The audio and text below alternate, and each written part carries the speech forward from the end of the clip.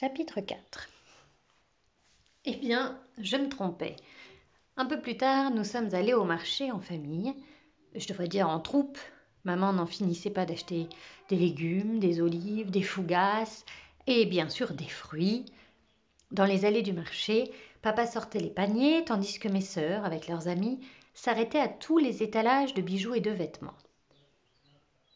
Je furetais du côté d'un stand de DVD d'occasion quand je l'ai vue.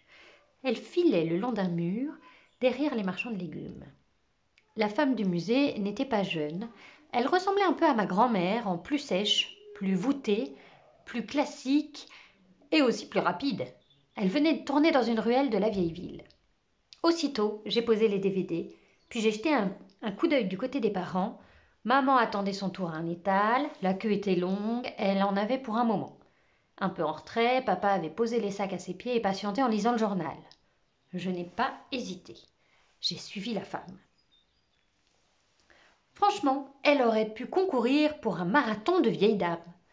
À droite, puis à gauche, puis encore à gauche, elle arpentait les ruelles sans faiblir.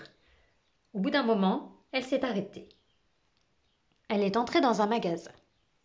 Sans attendre, j'ai fait de même. Je me suis glissée derrière un présentoir qui contenait tout un tas d'ampoules bizarres, de prises et de fils électriques. Derrière son comptoir, un homme habillé d'une blouse blanche s'est redressé d'un seul coup. « Bonjour madame, qu'est-ce que je peux faire pour vous ?»« J'ai un souci avec le moteur de mon puits. Vous pourriez envoyer quelqu'un pour le réparer ?» a-t-elle dit. « Oh là là, avec cette chaleur, tout le monde veut arroser. Les puits en rade, il n'y a que ça en ce moment. Vous allez me donner votre adresse et je vais voir ce qu'on peut faire. Madame Van de Berg, a répondu la cliente sur un ton sec et tranchant. Si ça vous ennuie pas, vous allez écrire votre adresse et votre numéro de téléphone ici. Et je vous appelle dès que j'ai quelqu'un de disponible. La femme a noté ses coordonnées sur le bloc que lui tendait l'homme. Lorsqu'elle a eu terminé, le marchand a tout de suite rangé le carnet sous son comptoir. Après un rapide « Au revoir », la cliente a quitté la boutique.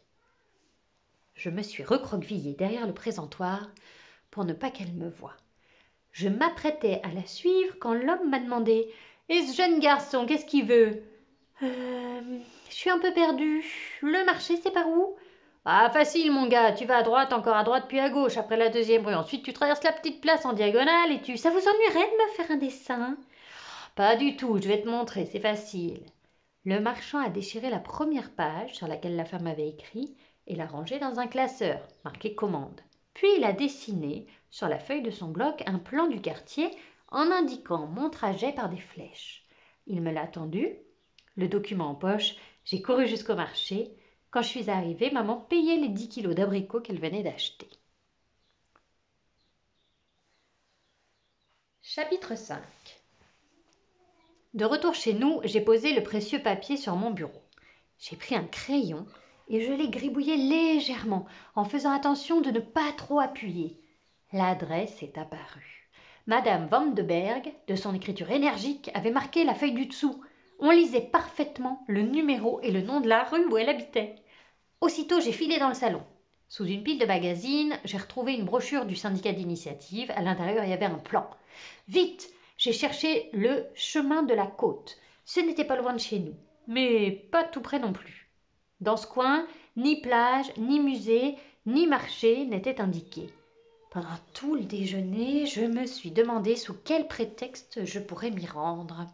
Je me voyais mal proposer une promenade en famille dans les environs. J'ai tout de même tenté quelque chose. « Maxime ?» ai-je dit d'une voix un peu timide. Maxime, c'est mon copain. « Maxime commence à se débrouiller tout seul, » ai-je repris. « Il va à l'école et même parfois au foot. » Le visage de maman s'est décomposé. « Tu entends quoi, Nino, par se débrouiller tout seul ?» Je vais dire que Maxime se déplace sans ses parents, sans son grand frère. Tout seul? Tu veux te promener tout seul? Mais tu es mon... Je savais ce qu'elle allait dire. Elle allait dire « Tu es mon bébé !» Tout ça parce que je suis le plus jeune dans cette famille. J'étais sur le point de lui faire remarquer que j'avais 9 ans, 8 mois et 12 jours et que mes sœurs à mon âge allaient déjà toutes seules acheter leur magazine quand papa a pris la parole. Oh, Nino n'a pas tort. Ce serait bien qu'il soit un peu plus autonome, a-t-il dit. Maman m'a observé, puis elle a ajouté d'une voix étranglée. Oui, mais pas trop. Il a encore besoin de nous, hein, Nino? Tu me promets de pas aller trop loin. Et d'ailleurs, où veux-tu aller? J'ai réfléchi à toute vitesse. Sur la plage, juste un petit tour tout seul. Bien, s'est exclamé papa. C'est une chouette idée. Tu peux y aller, Nino. J'ai eu un peu honte d'avoir menti, mais je pouvais plus faire marche arrière. Après avoir discuté entre eux, papa et maman se sont mis d'accord. J'ai dû leur promettre que 1. Je ne partirai pas longtemps. 2. Je ne monterai pas dans la voiture d'un monsieur à l'air louche. 3. Je ne mangerai pas les bonbons que n'importe qui pourrait m'offrir. 4. Je n'accepterai rien de personne, ni glace, ni Pokémon, ni chewing-gum. Pour finir, maman m'a ordonné de prendre son portable pour les prévenir au cas où un seul ou plusieurs de ces malheurs m'arriveraient. Après avoir dit oui à tout, le plan de la ville dans la poche, je suis sortie de la maison. Chapitre 6. Dehors, j'ai tout de suite apprécié le petit souffle d'air qui faisait voler mes cheveux autour de ma tête. Je me sentais grand. Ça me donnait l'air important d'être tout seul, sans papa, sans maman, sans un adulte. Mais ça m'obligeait à faire attention à tout. J'ai d'abord marché tranquillement pour profiter de ma liberté. Puis j'ai pensé que je n'avais pas beaucoup de temps pour mon enquête. Dès le coin de la rue, j'ai accéléré. J'avais bien répété l'itinéraire, je le savais par cœur. Quelques minutes plus tard, j'étais devant la maison de Madame Van de Berg. Tout était calme et semblait désert. Derrière la grille, blottie sous un pin parasol, une énorme bâtisse occupait une grande partie du jardin. J'ai sonné. Ding dong. Personne n'a répondu. J'ai appuyé une deuxième fois sur le bouton. Ding dong. Rien. J'ai essayé d'ouvrir la grille, fermée. Ah, zut et rezut. Je pourrais pas revenir de sitôt. C'était trop idiot d'être venu jusqu'ici et de ne rien découvrir.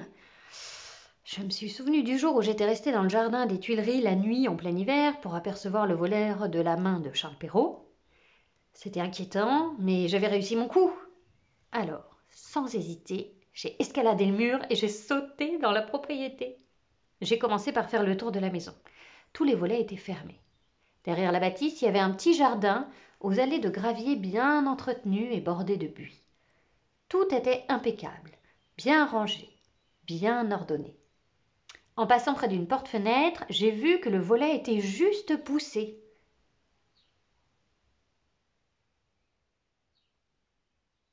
J'ai écarté les 2 battants. La porte n'était pas verrouillée. Bien sûr, je me suis dit que c'était de la folie de rentrer chez quelqu'un comme ça, mais j'en avais terriblement envie. Quand je me suis glissée dans la maison, mon cœur battait, j'avais l'impression de l'entendre dans le silence. J'ai traversé la cuisine, puis j'ai suivi un couloir. Les murs étaient décorés de cadres contenant des photos. Sur plusieurs d'entre elles, des gens posaient, la plupart étaient des adultes habillés en noir, sauf un homme, en uniforme. Il se tenait au milieu du groupe, fier et raide, planté devant un bâtiment au bord de la mer. « Ah, ça alors, c'était le fameux musée !»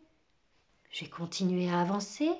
Je suis arrivée dans une grande pièce, pleine de meubles anciens, de fauteuils, d'armoires remplies de vaisselle ornées de filets d'or. Sur un bureau élégant, un gros carton était posé. Je me suis approchée. Des tas de flacons portant des étiquettes « Danger !» des pinceaux, des gants, un masque y était entassé. Tout cela avait une relation avec la peinture. Mais que manigançait cette femme? Que voulait-elle bricoler? Et pourquoi? Tout ici était presque aussi luxueux que les appartements de la reine au château de Versailles. Alors pourquoi voler une œuvre moderne qui n'aurait rien eu à faire dans ce décor? Mais le temps passait, je devais quitter les lieux. J'étais presque sur le perron quand la sonnerie de mon portable a retenti. Ah, quelle horreur! Vite, j'ai décroché. « Ça va, mon chéri? Tout se passe bien ?» m'a demandé maman. « Impossible de répondre. En face de moi, quelqu'un m'observait. J'ai dû raccrocher. À suivre.